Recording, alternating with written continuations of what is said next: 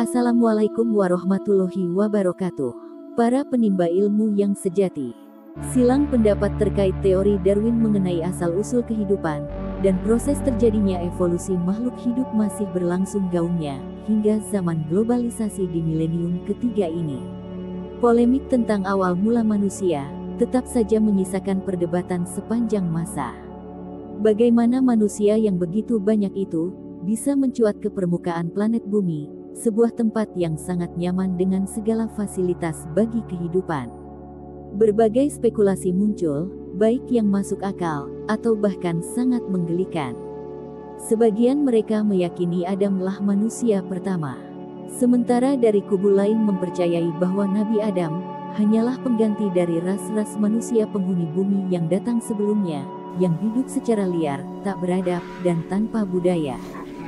Kendati Charles Darwin bersikeras dalam teorinya bahwa manusia adalah keturunan monyet, ternyata tidak ada satupun manusia, apakah itu cacah, rakyat jelata, ataupun menak, dan para bangsawan terhormat yang sudi disebut memiliki karuhun, bernenek moyang dari monyet, apalagi lutung.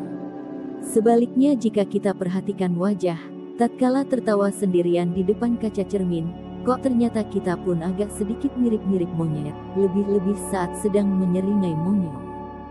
Namun yang jelas bin gamblang, maafkan saya, sifat manusia sekarang yang hidup di zaman digital berbasis cahaya seperti ini, memang tidak sedikit yang sudah mirip-mirip monyet.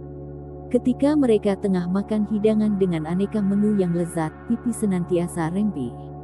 Sambil melahap dengan serakah, ia pun tak ingat saudara sendiri. Jangankan mau berbagi, yang ada malah lupa pada tetangga, kerabat, bahkan terkadang tak ingat teman-teman seperjuangannya, yang dulu pernah berjanji sehidup semati, saat melewati masa-masa sulit bersamanya. Jika monyet suka naik pohon, manusia pun senang duduk di tempat-tempat yang agak tinggi. Apalagi tempat tinggi itu berupa jabatan, dengan posisi terhormat yang cukup basah. Andai sang monyet berniat mau menipu sang kura-kura yang dungu, diperlihatkanlah gigi-giginya yang runcing, hingga sang kura-kura pun menjadi kecut, lantas menyembunyikan wajahnya di balik dadanya sendiri. Begitulah manusia. Di abad teknologi super canggih seperti sekarang ini, tak sedikit manusia yang suka mempertontonkan gigi kekuasaannya, guna menakut-nakuti rakyat kecil yang memang sudah lemah, bahkan sudah lama sengsara hidupnya.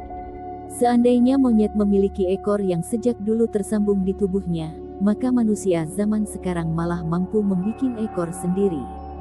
Demi kepentingan pribadi, manusia sekarang justru pandai membuat ekor masalah, hingga urusan yang mestinya bisa diselesaikan dengan tuntas seketika, berubah menjadi masalah yang begitu panjang menyulitkan.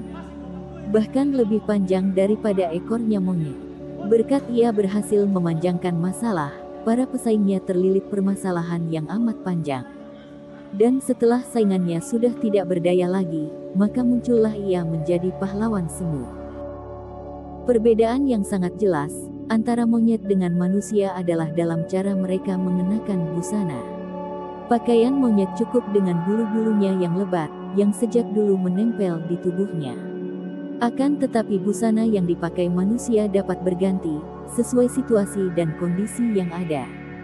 Saat musim dingin, busana manusia adalah jaket dan mantel tebal untuk menghangatkan tubuhnya.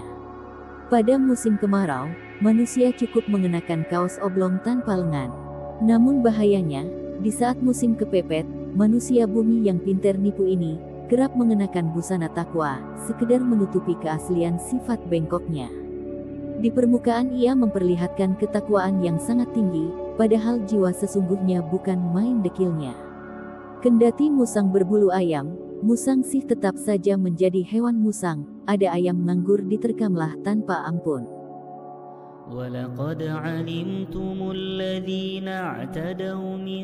Kata sab di ayat itu berasal dari turunan kata sabat, yang berarti memotong. Hari yang disebut sabat bagi kaum Yudaism adalah hari ketujuh, yang diperingati sebagai hari istirahat dari rutinitas kerja. Jeda waktu ini digunakan khusus untuk beribadah bagi kaum Yahudi dan Nasrani. Berbeda dengan Islam, hari-hari yang dilewati bagi Muslim adalah sama saja, tiap harinya semua Muslim diwajibkan untuk beribadah. Perintah memuliakan hari Sabat bagi kaum Yahudi telah berulang kali diberikan, namun selama waktu itu pula semua perintah selalu dilanggar. Sehingga Tuhan pencipta alam semesta lewat para nabinya yang diturunkan di antara mereka, mengutuk keras pelanggaran tersebut. Kirodah dalam Al-Baqarah 65, merupakan bentuk jamak dari kata kir, yang berarti monyet. Maka tatkala Allah berseru, jadilah seperti monyet atau kera, bukanlah Tuhan menyulap simsalabim, mengubah raut wajah dan tubuh manusia menjadi seekor monyet. Meskipun tentu saja Allah mampu merubah wujud manusia menjadi bentuk lain, karena memang Allah adalah Maha Kreator, Dia Sang Maha Pencipta. Namun ayat tersebut sekadar perumpamaan saja, bagi mereka orang-orang Yahudi yang ingkar, dan tidak mau mentaati perintah Allah. Perumpamaan orang-orang yang dibebani Taurat, lantas mereka tidak melaksanakannya, adalah ibarat keledai yang mengangkut kitab. Maksudnya, keledai tidak memahami apa yang terdapat di punggungnya, sekalipun ia memikulnya. Kaum Yahudi yang dibebani Taurat, hanya menghafal teks-teksnya saja, mereka tidak memahami dan tidak pula menjalankannya, malah lebih tragis lagi, mereka mengubah isi dan menyelewengkannya. Jadi manusia yang diubah menjadi monyet, adalah perangainya saja. Sifat mereka digambarkan bagai seekor monyet yang rakus, tak tahu diri. Memang bagi manusia, monyet dilambangkan sebagai makhluk yang tak mampu menahan hawa nafsu. Dan manusia yang tak bisa mengendalikan nafsunya disebut oleh Allah sebagai binatang monyet, yang tak tahu malu, rakus, tak tahu etika, tiada nurani, lebih-lebih moral. Maka planet biru yang sangat nyaman dan indah ini, planet bumi yang penuh dengan hasil teknologi super canggih, bumi yang dipenuhi vihara, gereja, atau bahkan masjid, sebenarnya dihuni oleh monyet-monyet, selain monyet kebun binatang. Secara takaran moral, di bumi ini ternyata banyak ditinggali oleh monyet-monyet yang tengah berjubel di shopping centers, mall, tempat gym, bioskop-bioskop, klub-klub malam, lebih-lebih di tempat-tempat yang memicu berkecamuknya penyakit AIDS. Bahkan di perkantoran baik pemerintah maupun swasta, ternyata tak kurang monyet jadi-jadian berbusana necis lengkap dengan jas dan safari, yang pandai melipat duit rakyat. Monyet bijaksana yang doyan sekali menyulap hasil laporan proyek. Akibatnya jatah dana pembangunan dan sarana publik menjadi semakin kecil. Karena itu jangan heran, apabila biaya infrastruktur layanan publik, seperti kesehatan, pendidikan, transportasi, pangan, dan energi di negeri ini menjadi sangat mahal dan kian memprihatinkan. Akhirnya andai saja teori evolusi Darwin itu benar bahwa manusia berasal dari monyet, maka di zaman generasi digital era Society 5.0 saat ini, seharusnya sudah tidak mungkin ada lagi monyet, sebab secara logika, segenap monyet beneran seharusnya telah berevolusi menjadi manusia. Namun anehnya, ternyata di tempat-tempat sirkus, kebun binatang, monyet-monyet sungguhan masih saja berjubel gelantungan, berebut makan, berteriak tanpa makna, sambil memanjangkan bibirnya. Darwin sendiri meragukan kebenaran teori yang dipostulatkannya.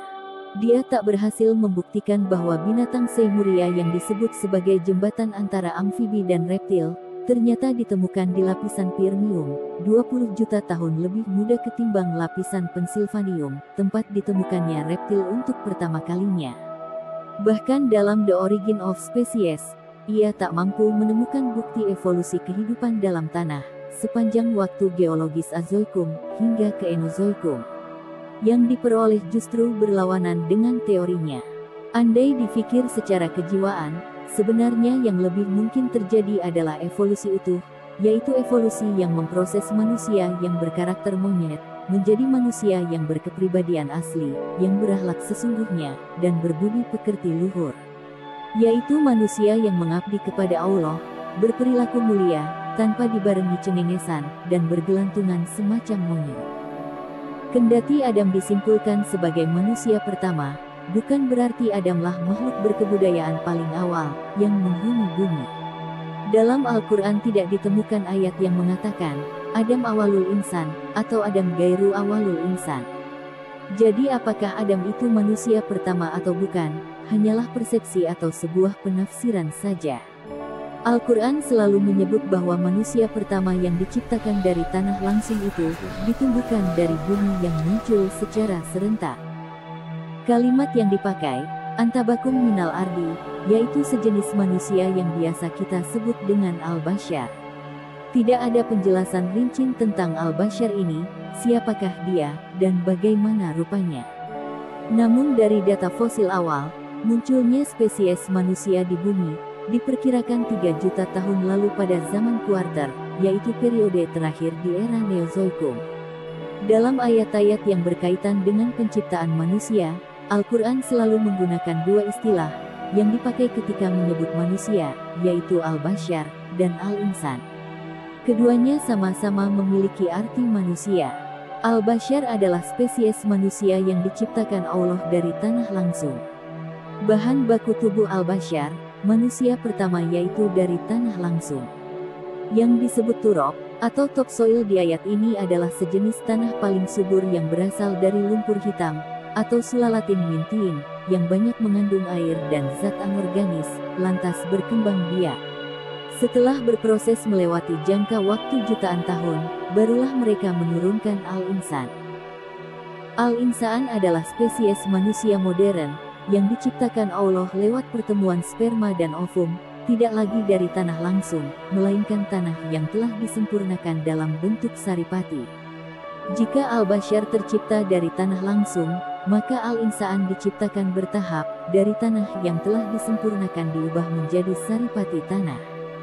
Bahan dasar tubuh manusia al-insan ini berupa unsur biokimia seperti karbon, hidrogen, oksigen, nitrogen, besi, kalium, fosfor dan seterusnya, yang disebut saripati tanah, yang tersimpan dalam bentuk sayuran, buah-buahan, susu, biji-bijian, dan sebagainya yang kita makan, lantas berubah menjadi sel telur atau ovum, dan sperma, atau sulalatin min ma'in mahin, yang dipertemukan dalam rahim. Proses ini memerlukan waktu 9 bulan lebih hingga menjadi manusia sempurna atau kholqon akhar. Untuk memahami lebih rinci tentang asal-usul dan penciptaan manusia al-insan ini, kami telah membuat video tersendiri di bagian lain dengan judul Penciptaan Manusia dalam Islam. Perbedaan mendasar antara al-bashar, atau manusia purba dengan al-insan, atau manusia modern adalah pada kemampuan akalnya. Malaikat yang awalnya ragu pada makhluk ciptaan yang baru itu, ternyata mau bersujud tatkala Allah memperlihatkan kemampuan akal yang dimiliki Adam.